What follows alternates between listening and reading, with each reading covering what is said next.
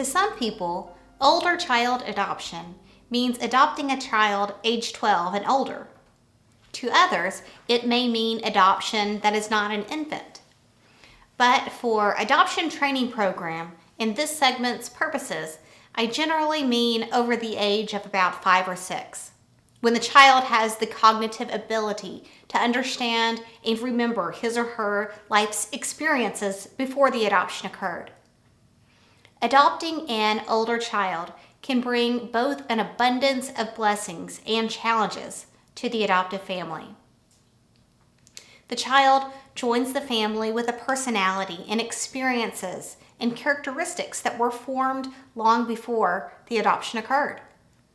They will most definitely bring baggage into the relationship, baggage that can both encourage and inhibit their ability to attach with and interact appropriately within a new family. Older child adoption is not for everyone. The commitment an adoptive parent makes to a child through adoption is lifelong. It goes further than simply providing for the child's primary needs of food, clothing, and shelter until adulthood, but at the most important emotional level of committing to the child for life, even through the most significant of challenges. Establishing a support network of family and friends that join the adoptive parents in preparation and commit to helping through hard times is necessary. And providing the child with surrogate aunts and uncles will offer extra support to the family and relief from constant parental expectations to the child. This relief can be especially needed for a child who has lived in an institution and without parental expectations for some time. As an adoption professional, obviously I think families must take their commitment to their adoptive children seriously. At the same time, I've also seen that at times families know almost from the beginning that they're in way over their head, but they drag things out primarily because they don't want to be judged by others. They don't pursue the help and assistance they need, and they try to make the child fit their definition of who that child should be, even when it's clear that this is not realistic. If a family's not going to really dive in, secure the resources they need, and do the very hard work of parenting a traumatized child, they should look at dissolving their adoption earlier. I know that's not a popular thing to say because we're talking about commitment, but commitment involves a lot more than just saying you're committed and keeping the child in your home. It's not good for a child to be only a minimal part of the family, only to have the family decide years down the road that they no longer want to parent. If you aren't going to do everything in your power and dedicate your whole heart, then dissolve the adoption earlier rather than later. Better yet, don't adopt an older, traumatized child. Case example. About a year ago, I spoke with a family who had adopted a 7-year-old boy from an orphanage setting overseas a few months before. Within a few conversations, it was obvious that the adoptive parents didn't like the child and certainly did not love him. They were very concerned and bothered about what other people would think of them if they were to decide that they were not able to parent this little boy. Their concern rested more with image than with the effect their decision would have on this child. This was a family who was not originally well suited for an older post-institutionalized child adoption, but no one had adequately informed them of the risks. The family did seek out resources, but the efforts they made were half-hearted. Again, more about showing their friends and family that they had done everything they could, rather than actually giving their hearts to actually do everything they could. They've now dissolved their adoption, which I think was better for this particular child. It makes me sad that they should have decided that a year ago when the writing was on the wall, and this little boy could have transitioned earlier to a permanent family who's willing to commit fully to him, come whatever. Before our adoption was completed, I started to have some second thoughts. It had taken almost 3 years to finish our adoption, and our children were much older than we had planned. After they came home, it was a lot harder than I had expected. I had visited them in the orphanage during our adoption and felt like I knew and loved my adopted children, but to be honest, they were much easier to love when they lived at the orphanage and I was not dealing with their behaviors every day. I also figured out quickly that I did not know these children whom I had thought of as mine for 3 years. I thought about disrupting the adoption because I could see that I was in over my head, but I also knew that I had committed to these children to be their permanent family forever. not just when I thought it would be easier than it was in reality. Their behaviors challenged us a lot, and currently the older child is still in a residential placement. We are still his family, but family sure looks different than I had ever expected. It now involves the possibility of visits only every few months and limited phone calls. It is not family in the normal sense, and I have had to accept this as our new normal. We will never look like a typical family again. In spite of the problems, these are still my children, and I will stay committed to doing my best to parent them no matter how much they push me away, no matter how tired I am, no matter how many days I have to be just good enough. I think my stubbornness is a big reason why I've been able to stay committed to our daughter, adopted at 6 and diagnosed with reactive attachment disorder at 10. I've always had this bad habit of not letting anything get the best of me, and was often called bullheaded as a child. I was just not going to let this kid get the best of me, especially when I could see all she was doing to set herself up for the ruin. With lots of time, work, intervention, prayer, and our commitment to this child, we have come so far, and I think our relationship is doing so well. I guess my bullheadedness finally paid off. Adoptive parents cannot expect gratefulness. They should prepare to feel unloved and unrewarded.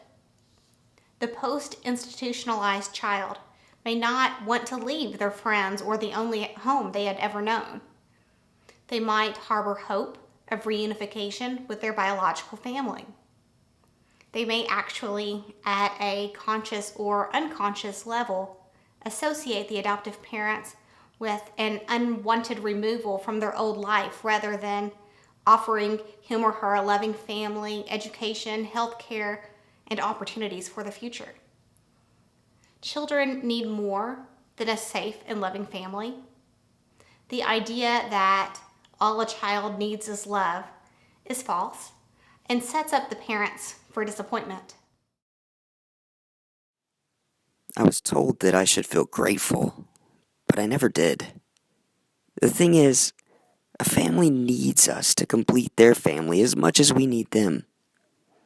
Being a saved orphan means we as children did something wrong, when the fact is that we were put in an unfortunate spot. It is inappropriate to label us bad kids or dismiss us and to think you can be our hero and fix us. As much as we do not want to be defined by the abuse we suffered, that is always going to be in our minds. We are always going to be seen as this poor, bad kid who suffered abuse. When we walk into the room, we feel like we are nothing. If you go in preaching about rescuing us or fixing us, it just says to us that you are another person who would rather control us than love us. The two things a child being abused does not have: control and love. It is impossible to fix us of abuse. No matter how hard you try, you can never erase the abuse. However, you can love us. Through your love, you can take away the pain and see the great kid I really am. Through your love, we will see that we are more than just an abused child. And through our love, you will see how amazing you truly are. You will see the patience and the love God has given you. The world will know how great you are. You will also see how an abused child, not you, is the hero. You can hear their story and show them love, but the abuse they overcame to become the child they are will give you a whole new appreciation of compassion and love. They will make you better and stronger than you ever knew you could be. Until you truly love an abused child from the system and they love you back, you'll never know what it's like to have your heart broken and completely repaired. Your heart will be broken by seeing the pain and emotion the abused child displays, but your heart will be healed, like the Grinch, will grow 3 sizes when you experience their full love. I always felt people who were leading with how they can change us and how much they love us were trying too hard to not try enough. We've heard it many times and don't believe it.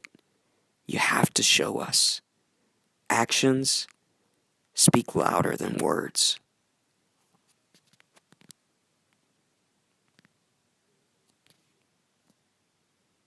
I never felt that I was supposed to be grateful for being saved. The topic has come up between my parents and me. I asked my dad one time what he thought would have happened to me if they wouldn't have adopted me. My dad said I would have been on the streets. I asked him why. He said because your mom couldn't take care of you, which is why she put you up for adoption. So if she could not take care of you and would have kept you, you would have probably been on the streets. Now, after hearing this, I'm grateful that they adopted my sister and I always tell people in Spalding class, if it wasn't for my mom and dad, I would have been in a gang or dead. However, I never felt like I was supposed to feel this way. My parents never made me feel that way. No one ever made my sister and I feel we should be grateful for what my parents did. It was always viewed as 1, my parents wanted to have kids, 2, for some reason could not, 3, we were available for adoption, 4, they adopted us. Very simple. I wasn't an orphan, but I feel like there is a lot of pressure to be grateful for being adopted. People say that it was nice of them to adopt you and your sibling, what great parents you have. I am thankful, and they are great, but every time someone finds out I'm adopted, it's the same kind of reaction.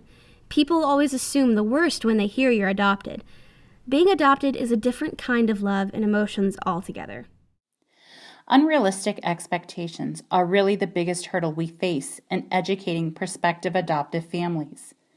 There are so many movies that center around an orphan who has faced unbelievable challenges and who is the hero of the story. People really seem to believe that children in orphanages are just like other children who have grown up in nurturing families. They do not want to believe that often these children are very different. The depiction of orphans from the time of Oliver Twist and Little Orphan Annie shows an idealized version of children who simply need love and everything will work out. This is completely false. Adopting an institutionalized child is a great deal of hard work, and families must be prepared to adjust their expectations to what a child may actually be capable of. It is not realistic to expect that an institutionalized child will get along with other children in the home or at school. It is not realistic to expect that the post-institutionalized child will love the adoptive family or even accept their role as parents. The child likely has no idea what family means or what parents are supposed to do. I honestly think that if more parents could accurately assess what reality may be like when adopting a post-institutionalized child, fewer people would pursue this. I am grateful that people open their homes to these children who are a precious creation and who are in a terrible setting, not from anything they have done. However, these children are often need specialized parenting techniques, and families often seem to be in denial about this and about what adoptive parenting may entail or the sacrifices that will likely be necessary.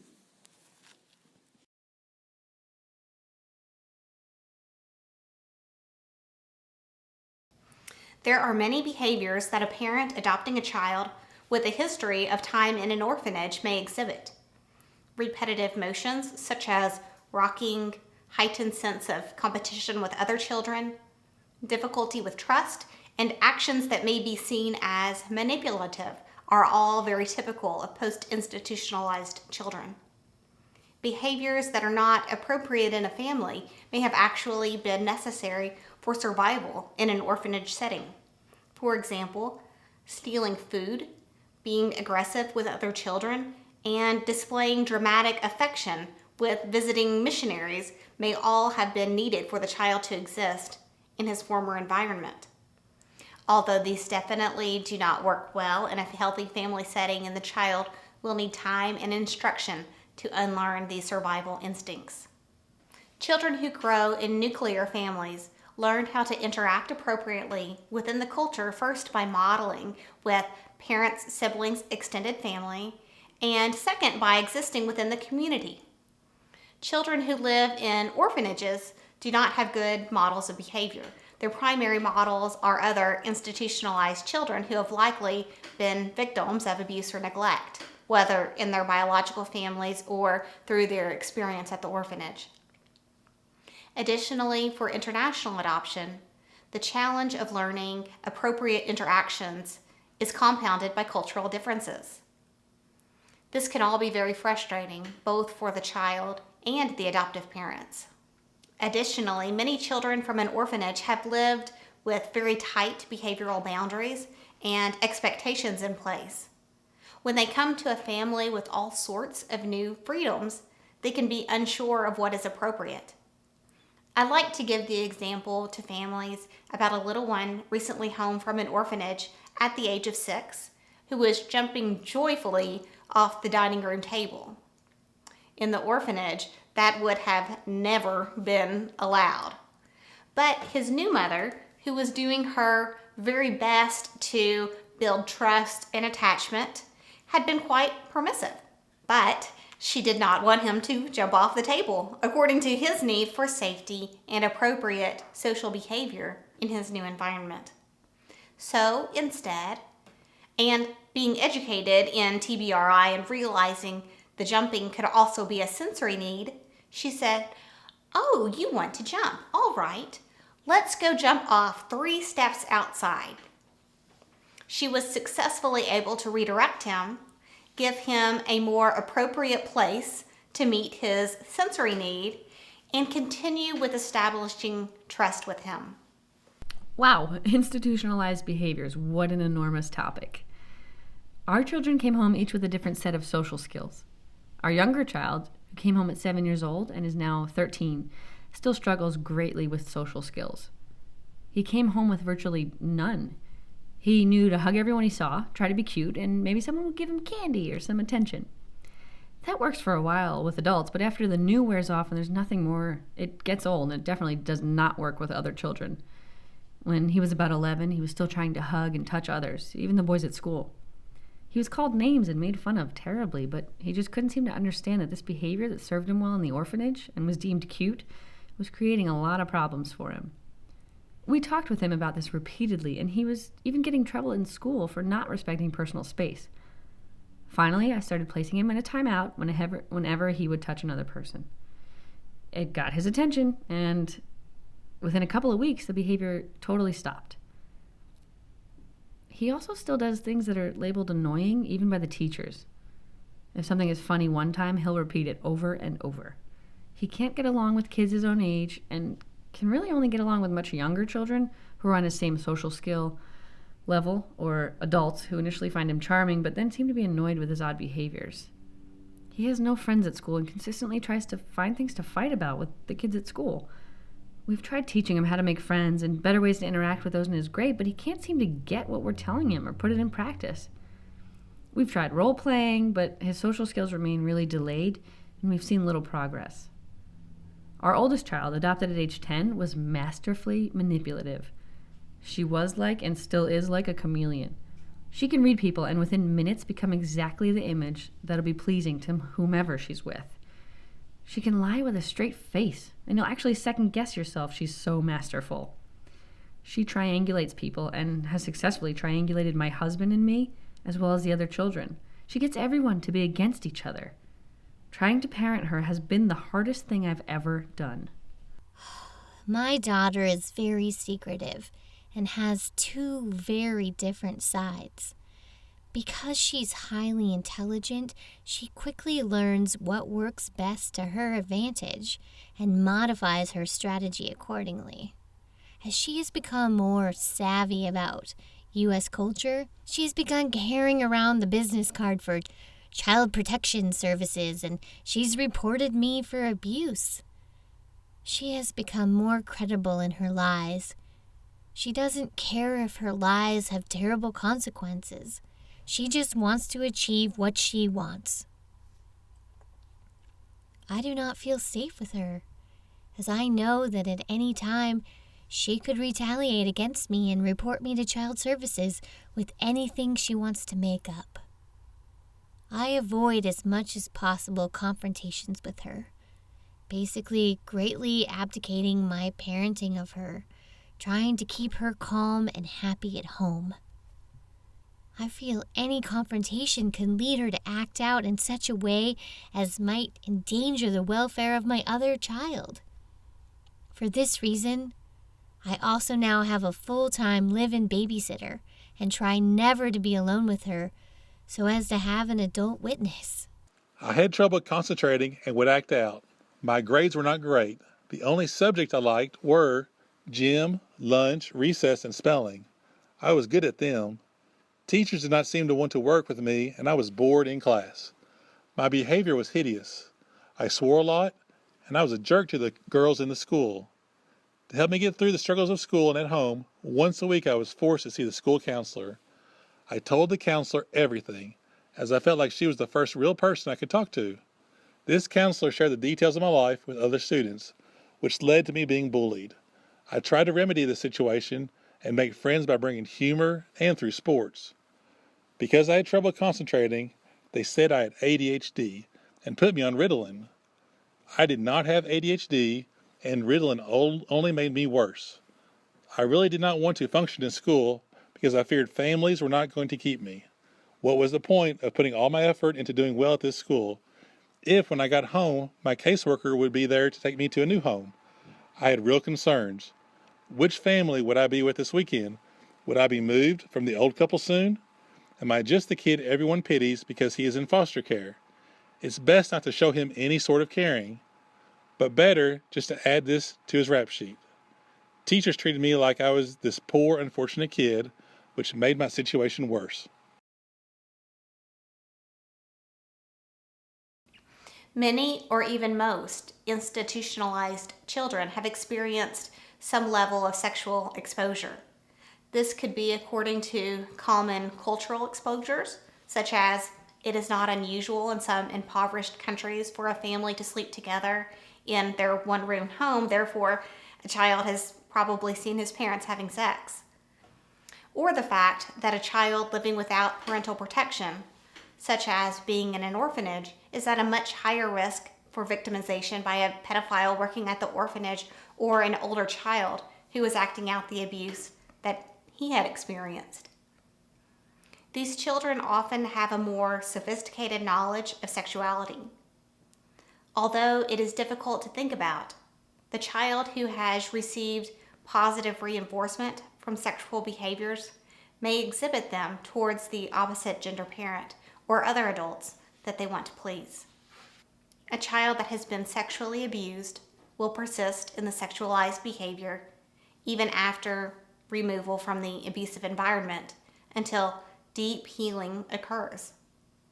Younger children within the home are naturally at most risk for this type of acting out.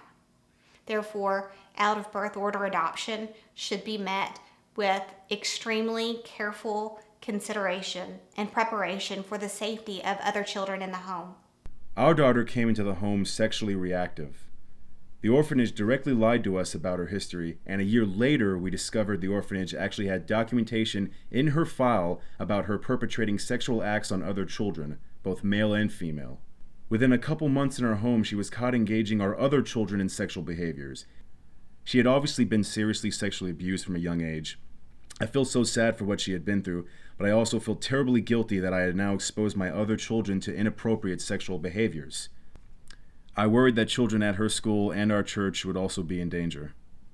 We had to change everything in our home to keep all the children safe. No one could be alone with another child without a parent present. Everyone had to have their own individual blankets when watching TV, and hands had to be on top of the blankets. Our lives were so regimented and structured towards safety, it was very unnatural, and there was a constant state of anxiety within the home. I can also say that even though I know the sexual acting out was not because of anything my daughter had done, I still harbored a lot of bad feelings towards her. I would like to tell the story here of one of our children, just so people can understand what can happen. George was adopted with his two older sisters when he was just 4 years old. We know that he witnessed abuse as a preschooler. We also know that he was abused sexually by a nanny at the orphanage who forced him to act out sexual behavior with another very small child. Both sisters suffered far worse abuse, both in their birth home and at the orphanage. We noticed right away that George was a compulsive and consistent liar, while both sisters were scrupulously honest. There was an emotional disconnect. George thought it was funny when we were angry with him. The girls had a more typical desire to please. George's behaviors became more and more difficult as he grew. When he was 13, we caught him stalking and peeping on his sisters and mother. We were unable to control this behavior, and he was unwilling or unable to control it as it continued to escalate. For the safety of everyone in the home, George was placed in an institution that works with adolescents with criminal sexual behaviors. We do not think this is an adoption issue. George seemed to have these issues before he was adopted. We saw manifestations of sociopathic behaviors when he was very young, even though he had suffered less abuse than any other child we adopted, and was also the youngest child we've ever adopted. The moral of the story: things can go wrong for any child, and parents must do whatever it takes to help their children. But an interesting contrast: we also adopted a boy who came home at age 14, having been severely neglected and physically and emotionally abused. He was very difficult for about 18 months, but now, as a young adult, he is a shining soul. He is successful, happy, loving, and content in his life. We are honored to be associated in any way with him. We also adopted a child who was known to have been severely sexually abused. She was 4 when she came home and highly challenging. Her medical visa was extended for psychiatric reasons. Her mother appears to have been schizophrenic, and her orphanage caretakers admit that they did not form an emotional bond with her. This little girl is now 8 years old and succeeding beautifully. People in the community comment on how polite and well-adjusted she is. She has appropriate friends at school and appears to be thriving. I believe you can't go alone by age or history. I feel it is mostly the child's resiliency and character, and your ability to give the child what he needs rather than trying to get what you need from the child that will determine success. As an adoption social worker, one of the most difficult cases I have been involved with included an adoption of a sibling group from an Eastern European orphanage into a family of biological children in a similar age range. Orphanage records had not included history of sexual abuse, and the oldest of the adopted kids violently perpetrated sexual abuse on the younger children at night while the parents slept. This went on for months before it was discovered, as the victims have been severely threatened against telling their parents. Although extensive family therapy was pursued, the adoption of the oldest child ultimately disrupted. I know this is not common, therefore I hate for all adoptive families to expect such an experience. However, I think it is the adoption agency's responsibility that families are informed of the risk and are prepared for the very worst case. Every family should have a strong plan in place of how they will handle crisis if and when their worst case presents.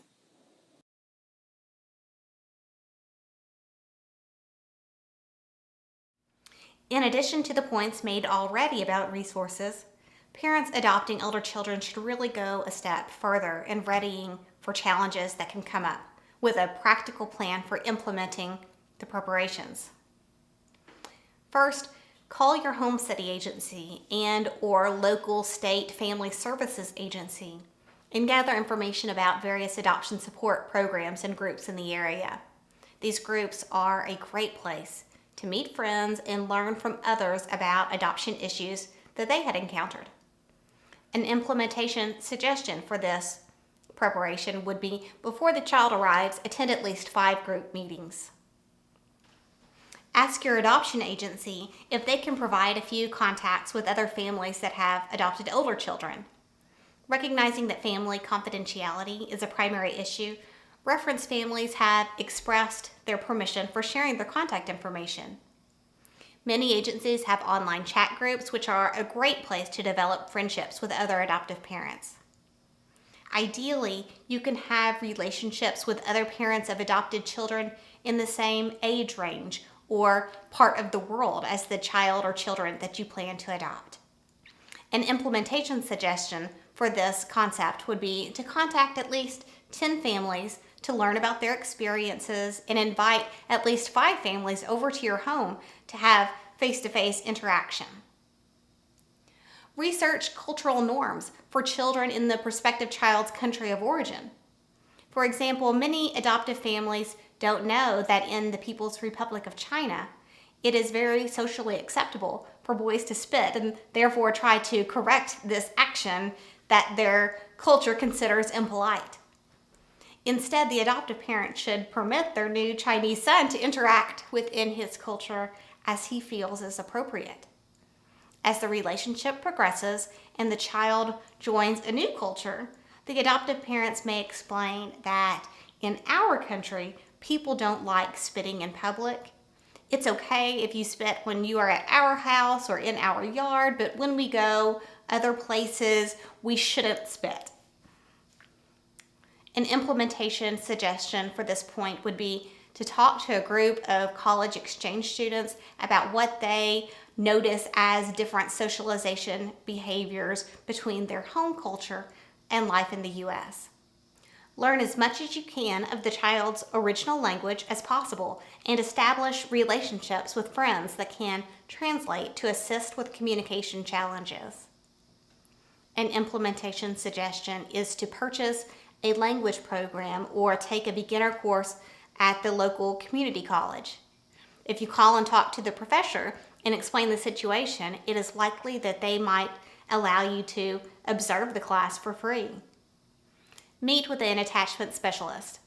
An implementation suggestion is to schedule a 1-hour session for mom and dad together a few weeks before the child's anticipated arrival with the attitude that we are very excited to welcome a new family member soon, but we understand attachment can be difficult for post-institutionalized children joining a family at an older age, and we would love to hear your ideas about encouraging our attachment with our child early. Check your insurance policy for access to mental health services and limits on benefits. Consider purchasing a supplementary policy for all members of the family. It is wise to anticipate therapy will be necessary. An implementation suggestion is to call your insurance provider about these services and also call therapy providers in your area to inquire about hourly rates. Research marriage therapists in the area. The primary caregiver, usually mom, receives the majority of challenge from the child. The co-parent that minimizes the child's daily challenges or suggests the primary caregiver is overreacting will create a great and possibly unrepairable resentment. The co-parent should completely support the primary caregiver. Never, never, never, ever make the primary caregiver feel dismissed when she expresses the challenges that she is feeling. Ideally, the marriage therapist should have experience with clients parenting attachment-challenged children. Implementation suggestion is to make a list of names, addresses, phone numbers, and referral source of at least 3 marital therapists in your area. Require a regular date night without children before and after a new child arrives. Although many adoption professionals recommend constant care with young and recently adopted infants and toddlers due to their developmental stage, because parenting older, recently adopted children can be especially draining at times, focusing on the co-parenting relationship is needed. This gives each parent special alone time to anticipate and reinforces the bond and support they share. The implementation suggestion is pretty obvious here, but make sure you are in the habit of a date night at least a few months in advance of the new child joining the family. Make sure the primary parent has extra time to him or herself. In addition to the date night, the child's primary caregiver should also have time set aside each and every week without children to renew and recharge her spirit. It is the other parent's responsibility and gift to require her to have time for herself at the same time at least once or twice a week.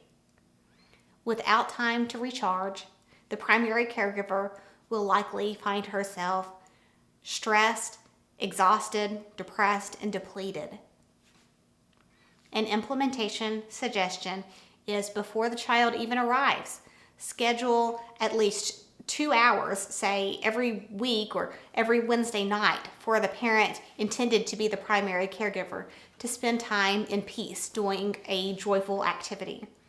Exercising, crafting, reading, having a massage, or spending time with a sister or friend are a few ideas. Commit 110% to never showing disagreement about parenting issues between mother and father. It is easy to plan for closed ranks, but much harder when dealing with family stress and challenging behaviors. My implementation suggestion for this concept is to establish a code phrase that either of you may use to send the message to the other that it doesn't feel like we agree, so we need to present a united front and talk about this situation privately in a while without the child knowing. Possibly something like, well, Dad and I will handle this together, but right now I'm getting hungry and would like a snack. Would you like one too? Establish a plan for dealing with sexual reactivity. Although prospective parents don't like to think about this, sexual reactivity is a common challenge for many post-institutionalized children. If other children are in the home, very strict rules should be in place about parental supervision and time alone. Some parents may need to monitor all rooms in the home via a camera system. An implementation suggestion is to go through the emotional reaction of discovering sexual abuse perpetrated by the child within the home. Read stories from families who have experienced this reality and imagine this happening in your family. And my final suggestion is to educate family and friends on adoption attachment prior to the child's arrival.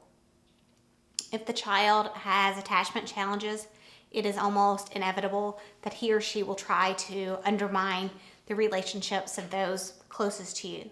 In order to well support you through parenting an older child through adoption, they should understand the symptoms of attachment disorder, the strain on marriage, and the need for support and reprieve. My implementation suggestion is to have a family meeting or party not too long before the child is due to arrive to share your joy with expanding your family through adoption, but also to rally your support system with discussion, information, and stories from families that have encountered some reactive attachment disorder. Share your plans for the child's initial transition and speak privately with a couple of very close friends with whom you can ask for a promise of support even if the child challenges your relationships. It's not your fault. Don't forget your pain, but don't let it define you either. If a family doesn't keep you, it's not because of you. It's because they aren't stable enough to fully give you the love you need. Insecure people may call you a bad kid or worthless, but that's completely untrue. There is a reason you are on this earth. Stay strong and know that you are loved. I know it's hard, but if you can block out your situation and just focus on being a kid, don't live with regrets and headaches, but with joy that you have another day. You struggled long and hard, may have lost part of yourself somewhere, but young or old, baby or teen, you are remarkable, no matter what anyone says. If I could go back in time and whisper some guidance to my younger self, I would say to let go of the guilt of leaving the other orphans behind. I would want to say to enjoy my second chance, rather than focus on why it was me that was chosen from all of those other children. I would want to say that you are a survivor. I would say I love you more often and give my parents a big hug as often as possible. I would really want to say that this is your new family, and no matter what mistakes, angry outbursts, or pain you feel, they will be there with open arms and unconditional love. My advice for parents, though, would be, we are not broken. We don't need to be fixed. We're just brokenhearted. There's a tendency to believe that it's somehow the child's fault that they are in need of an adoptive family, but that can't be further from the truth. Or that potential parents are superheroes that can fix everything. I can't tell you how many times I've heard that a child is so lucky that they have their adoptive parents, but it is the other way around. I always tell potential parents, without them, you wouldn't be a parent or a parent again. You need them to change your life just as much, if not more, than they need you. I also tell people that you can tell us you love us all you want, but we don't believe that. We've gone through so much rejection from people who tell us they love us. Show us. We can only be as good as those who try and shape us. As members of humanity, if a person doesn't have anybody, then it's our duty to give them somebody. If we judge, it's not because of the people we judge, but because of our own insecurities. There's no one more important in the life of a child than their parents. Parents help them find right from wrong, help mold them into proper adults. Never label us. Despite what opinions are out there, when a child acts up because of a broken heart and fear of more abuse, it's not their fault. Don't ever blame a child or tell a child, if only you have to show them that you care. Even though it's not your fault either, you have to take on the blame and show a child you're not like the people that hurt them. Love is not a decision. It's not a word that can be quietly spoken. It's an action. An adopted child is your own child. I hate the words natural and real. I'm natural and real. And any child adopted is your own, just like you're my own mother. People wouldn't like it if people said this is my temporary mother. Aged out doesn't need loving parents. And when we say we don't want to be adopted, it really means we are scared. Annie and her husband fell in love with two beautiful girls they had learned about from a missionary organization. After much deep consideration, prayer, and discussion with their children, they felt compelled to pursue the girls' adoption. However, as sometimes tragically happens, things in the home spiraled out of control. In this interview, Annie shares her family story in hopes it will help other families considering adoption to be best prepared for the worst-case scenario. She's a strong advocate of informed and prepared adoption.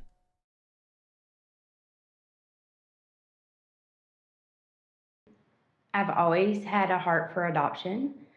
Always thought I would adopt, and entered into our marriage talking about that. We assumed we would adopt a baby. However, we began sponsoring a little girl in an orphanage through a medical mission. And when we got her picture, our oldest son said, "That's who we're adopting. We're not adopting a baby." That kind of stirred within us to this country and adopt a baby when we're sending money every month to this little girl. We found out she had a sister.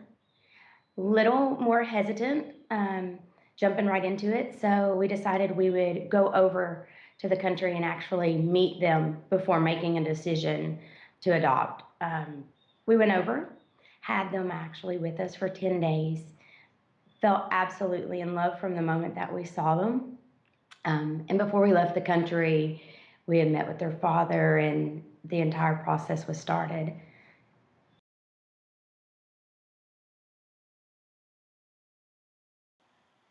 As far as family history, we knew the basics. No medical history, just because where they're from, there really is no medical care. So medical history of their mother who had passed away couldn't be given. We did know how old they were when they lost their mom, how they ended up in the orphanage. We knew the fact that they had two brothers and a sister who were not in the orphanage with them. We knew their grandparents. We just didn't have any background info, medical-wise. As far as the orphanage goes, we thought we knew what was going on in the orphanage. However, we were very deceived.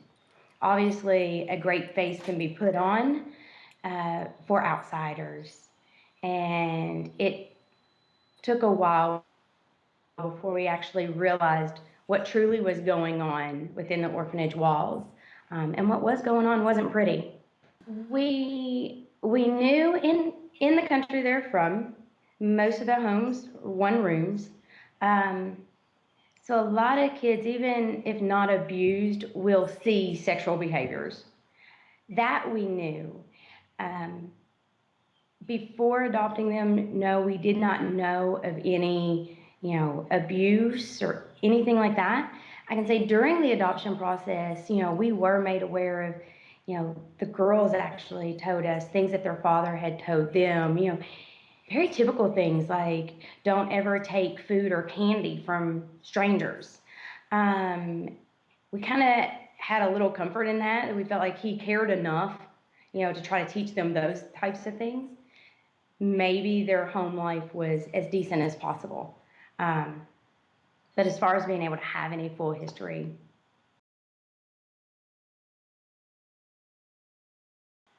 our girls came home at ages 9 and 10, and our biological children were boys that were almost 9 and 10, and our daughter was 6. I can say constant turmoil in the beginning, and little things that when we were able to look back that we realized started immediately, literally 30 minutes out from the airport and picking them up. Little things such as right off the bat, the oldest one trying to, get our youngest daughter under her thumb and under her control by looking at her, right out of the airport and telling her, I'm boss. The great thing was that I did know the language, and I was able to kind of put a stop to it as much as possible. We did notice some sexualized behaviors pretty quickly from the oldest one. We were very cautious. We had an open door policy. We had blankets for each child that had their name on them. So as they were sitting on the couch, nobody shared a blanket. We had warned our 3 biological children that we didn't know what had happened to them in the orphanage, and that if they ever did anything to them or touched them, that they were to come to us immediately. So we thought we had covered all bases. I will say behavior-wise, there was constant disruption in the home. Mainly the older one, and I hate to continue saying that, but the older one created turmoil every second of the day. They were great at school, loved going to school, and the teachers absolutely loved them. But the second that they were in the house, it changed. Until the second that my husband would come home from work. Then, the switch would go back off and perfect angels would, appear again, which was very difficult to sit and watch.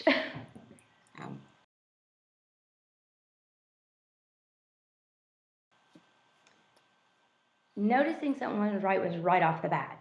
I guess my frustration level was a little higher. Little things like stealing, lying nonstop, turning the behaviors on and off at will. Those were like key indicators, but it was almost like I couldn't put my finger on what quite was wrong.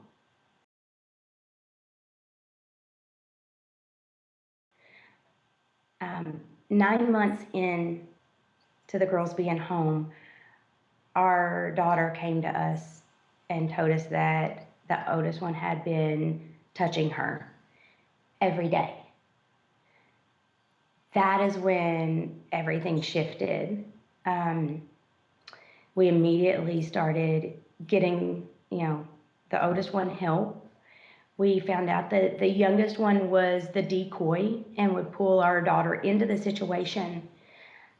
So just know that even when you have, guidelines set up, no closed doors and, no shared blankets, it still happens. And it happens in the blink of an eye, and it can happen as they're passing in the hallways or as they're sitting in a room with the doors open or, just 10 feet away from you. It still can happen. So our goal shifted to trying to get them help. And immediately, we started intensive therapy for all 3 girls. Opportunities would be, they would be in their room playing. I would be constantly peeking in. We had, pretty open floor plan to our home. So our kitchen, living room, and dining room was all open. I could see everything in those areas. And the younger sister would call our daughter into the room knowing that her sister was going to touch her. And it didn't take any amount of time. It might have been 10 seconds or 30 seconds. And when it would occur, they would, then laugh at our daughter, tell her she better not tell. And if she told, that she would be in trouble or that they would hurt her. Our daughter, at 7 years old when she actually told us, her explanation to us and why she didn't tell was that she didn't want to hurt us. She knew that we would be sad. And she didn't want to hurt us. She didn't want us to be mad at the girls. So she had a heart, of not wanting us to be upset with them and not wanting us to just be hurt. So she kept it to herself. And we found out that it didn't happen just once or twice. It happened once or twice a day. And it started the second day that they came home. So for 9 months, it had been happening on a consistent basis. By the oldest one's admission, it was sometimes literally passing in the hallway that, she would just reach down and grope her. When it's that kind of behavior, it's easily missed. So don't think that even when you warn your children that they're going to just come and tell you, because I was naive enough to believe that I had drilled it in our kids' heads way before we ever brought our girls home, that if anything happened, they were to come and tell me immediately. And I felt pretty secure that they would. They told me they would, but it didn't happen that way. Fear and embarrassment and fear of hurting, someone actually takes over.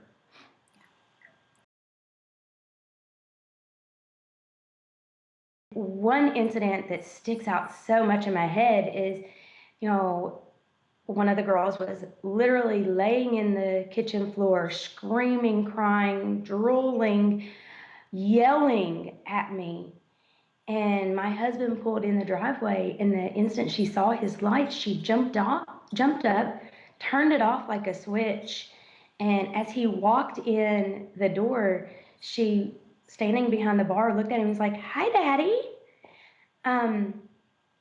It's really disheartening to know that even though I was telling him what was going on during the day, is that he really couldn't wrap his head around it because all he was seeing was this sweet, innocent child.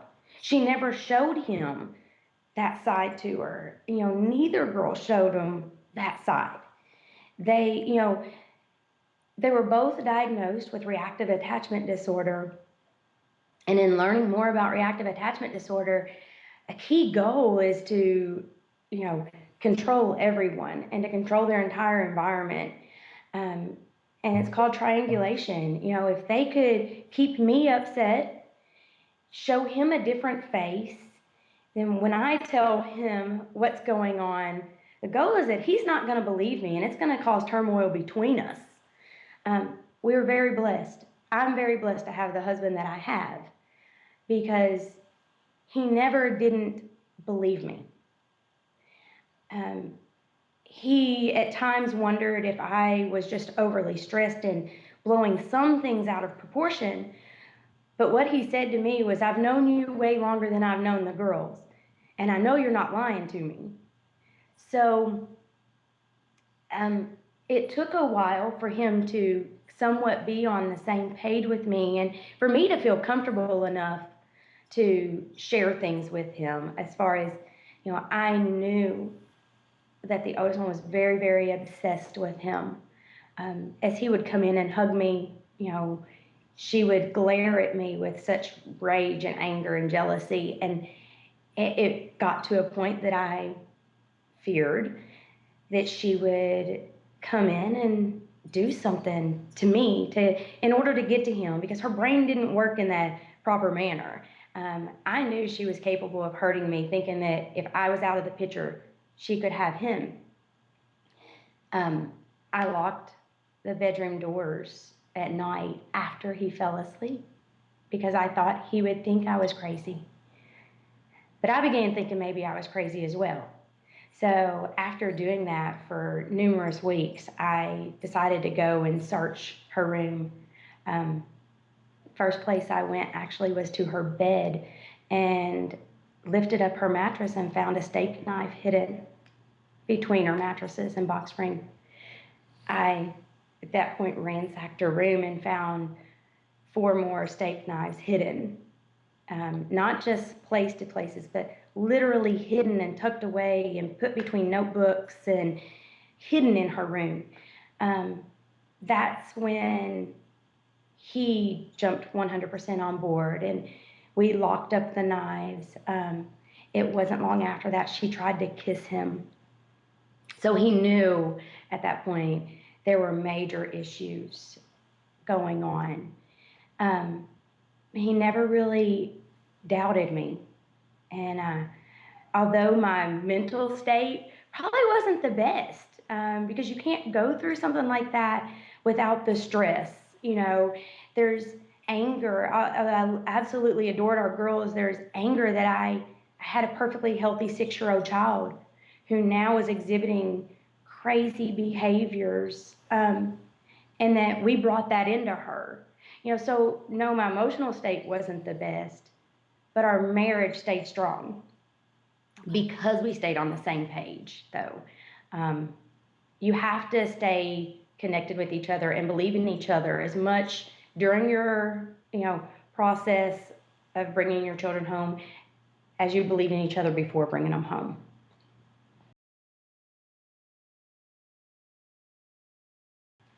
I have very, very close family, very loving family, and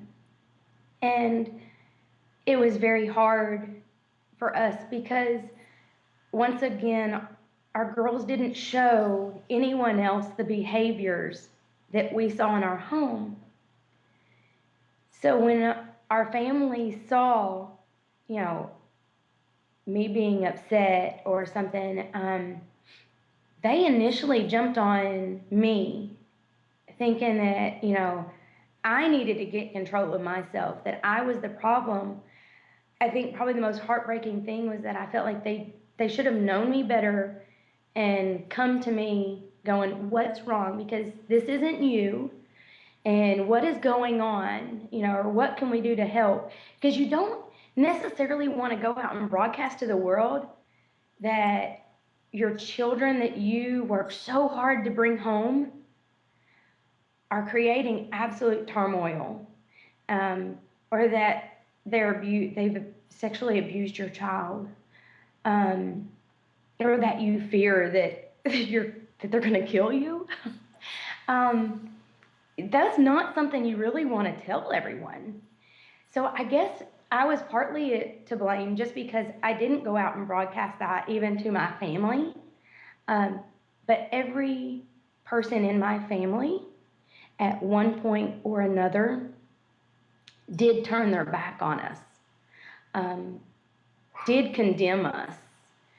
And, even in the end process, we have broken relationships. I have broken relationships with sisters that I never thought would happen, because their view of our adoption and what transpired is totally opposite of what our view is. So that's a very hard thing to come to realize, that not only was our adoption not working out like we planned, but that I also was losing family members because of it.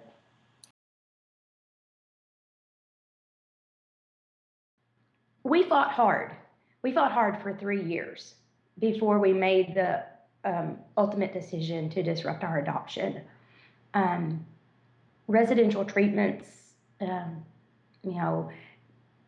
months of residential treatment for each child. We lots of outside therapy. Insurance only pays for so much. So there was thousands and thousands and thousands of dollars out in just therapy sessions. And it was all worth it because our goal was to help the girls and to keep them in our home. But it became a realization that no amount of love and no amount of therapy could quite cure what was going on. When the oldest one went into residential, we were told that, she was on the verge of being a sociopath, that she had disassociation, had shut off all her emotions and her connections, her remorse. And that's a scary thing because there's no magic switch to turn those emotions back off or back on. When the second one went into residential treatment, we were told that she was actually worse than the oldest one. Although the behaviors, were greater with our oldest child, the younger one hid it better. Psychologists confirmed that, yes, our fears were correct and something could absolutely happen, but that the younger one was the one we needed to worry about most because we wouldn't even know anything was coming. We wouldn't know she was thinking about it until it was too late. So it was at the urging of psychologists that we needed to get the girls out of our home before something happened, before I guess we could actually come to the realization that we've done everything that we could. We had security cameras and alarm systems in the house. We were living in an institution, and that wasn't really fair for the other 3 kids. And at this point, we had 2 girls that we didn't feel like we could really save, and 3 kids that we could save, but that if we kept the girls in our home, we wouldn't be able to eventually. So we made that gut-wrenching decision to move forward with disruption. We didn't feel like we could go through a private disruption just because of the severity of the girls, and I couldn't put sexualized behaviors into somebody else's home in good conscience. And we knew it was going to be very, very difficult to find a single mom, which is what we felt would be best to adopt the girls. So we went through the state thinking that being in foster care might honestly be the best option for the girls, especially since they had reactive attachment disorder. They really don't want someone to love them and to be that, forced family. So maybe that foster care actually would be a better fit for them. So we started petitioning the courts for help, and it was at the order of the judge that the state stepped in and was forced to take custody of our girls. It was a long battle, a lot of court dates. It was 6 months of going in and out of court, fighting the state for us to just try to keep the girls from being returned to our home. But within 6 months, our rights were terminated. That again brought a lot of grief because at that point, we knew we couldn't see our girls any longer, where, we had visitations with them. We weren't going to be allowed to have that anymore. And so that's when, probably our mental state changed, because this when depression actually set in. Because then we lost our girls, much like a death. And we absolutely loved them. We still love them to this day. And I wish that they could be a part of our family or that we could have contact with them. But I know that we have to love them from afar for the safety and protection of our other kids.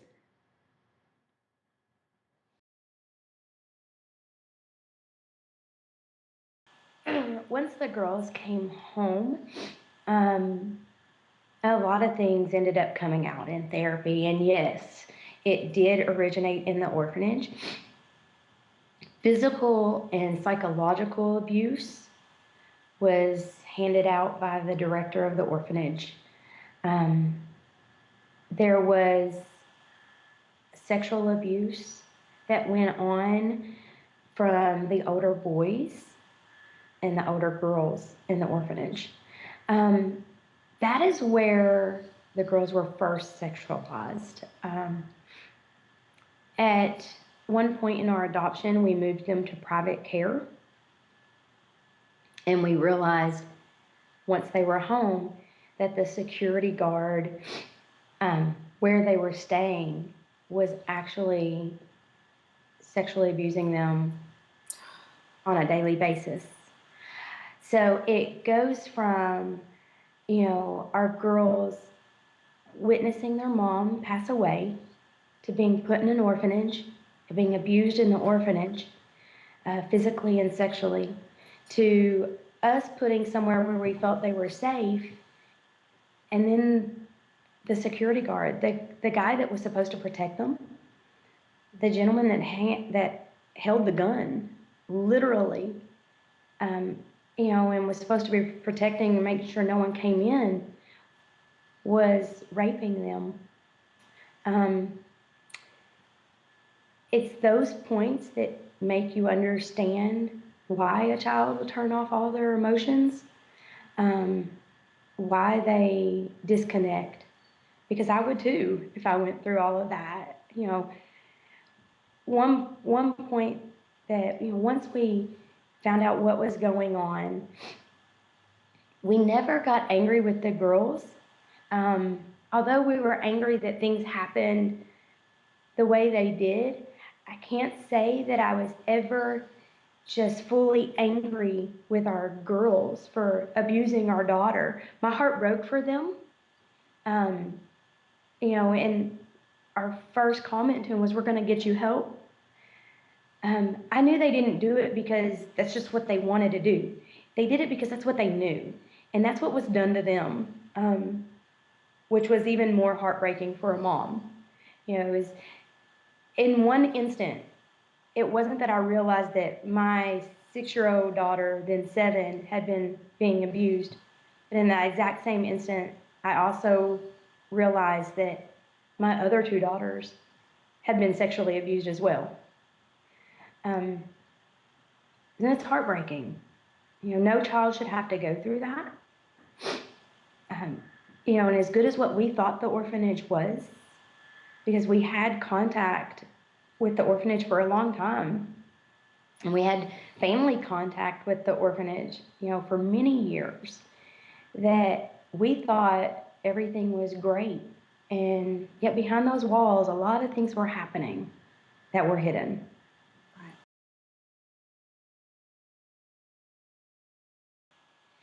It has been 3 years and 2 months from the time of our termination of parental rights. 3.5 years from the time that they were actually taken out of our home. Our kids are doing remarkably well by the grace of God. It took a long time. Our daughter was diagnosed with post-traumatic stress disorder. So our troubles didn't end when the girls were removed from our home. It's actually when her issues, compounded, because she was then safe. And so her brain, instead of being in fight mode, her brain was able to relax, and she became a shell.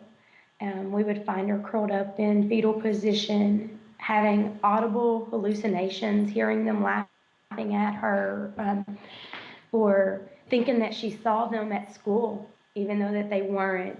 And it took a long time and a lot of therapy for her to realize what was real and what was not in her mind. We went through a lot of family therapy, and it's absolutely amazing to see how every single person in the family took blame on themselves for the adoption and for what took place. You know, the older boys took blame on themselves. They felt like they should have known what was going on. Or, our oldest one said it was his fault because he was the one that wanted to adopt them instead of a baby. So it was a lot of therapy that we had to go through, family therapy and individual therapy for the girls, for our daughter and for our boys to get to a healthy place. It took about, I would say 2 years, and our daughter still struggles. Our boys can't touch her. They can't hug their sister because she can't handle it. But she's not falling in the floor anymore. When they do get close to her, she's not hitting them if they tap her on the shoulder. And she's finally able to hug my husband and I, which took a long time because we went for about 5 years total without our child hugging us. So she's now finally smiling.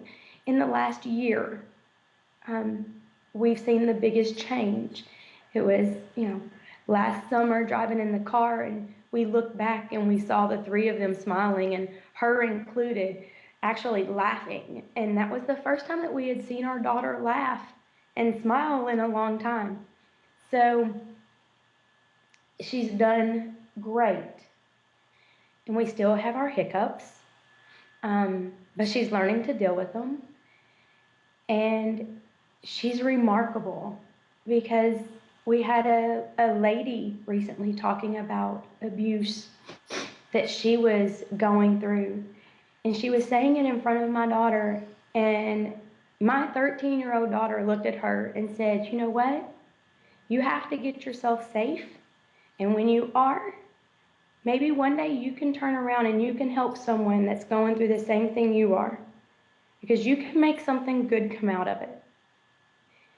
And so to see our daughter actually take what we've tried to instill in her and start helping others with it was absolutely amazing. And so I know there's big things planned for her, and I know she's going to do great. God will see to it.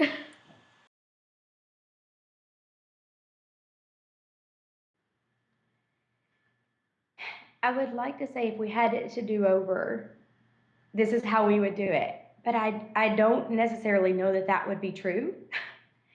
Because I can tell you I don't regret bringing our girls here.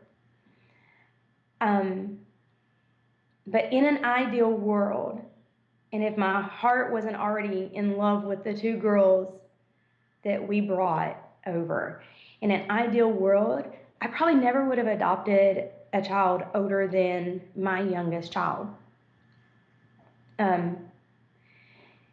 Just because that does set the stage for domination and control. It sets a stage for, the grooming, that went on in our home. If a child is younger than your youngest child, your kids actually may have a chance to stand up and fight for themselves. Our kids didn't. There's more experiences have happened to them. Had I been able to yank them out of the orphanage at 5 and 6, they wouldn't have had as many experiences between the, age of 5 and 9 and 10. So yeah, life experiences are what changes a person. And they had a lot before the ages of 9 and 10. So if I could have gone back and adopted that toddler that we had initially expected, or a child younger than my daughter, then ideally that's what I would have done. I probably would never adopt out of birth order. Just because of the dangers that are involved.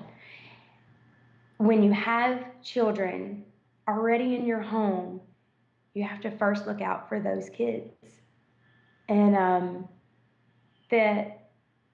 adopting older children makes that very difficult. The second thing that I can say is prepare yourself. Know the signs of reactive attachment disorder. I had heard that some kids could come home with attachment disorders. In my mind, they just had struggles bonding with someone. I didn't realize the ramifications of what reactive attachment disorder was. Our daughters also were diagnosed with post-traumatic stress disorder. That in itself can be very, very traumatic to watch, to witness the effects of post-traumatic stress disorder. Know the warning signs. We've been blessed actually to be able to help other families who have brought older kids home. We gave them our warning signs ahead of time. If they were going to proceed with the adoption, at least know this so that you can be on the same page, starting out in the very beginning. Know here's the signs of reactive attachment disorder. They will act one way in front of one parent and another way in front of another. Don't fight against each other. Stay a united force always, and let the children know that you're a united force so that they know they don't have that control over you. But little things like that, and just being aware and knowledgeable about what can happen, knowing the warning signs of sexual behaviors, because in the beginning the warning signs were very small. But watching for, self-gratifications and those little signs that might give you that indication that something bigger could be at hand. That is the saving force. Our segment review.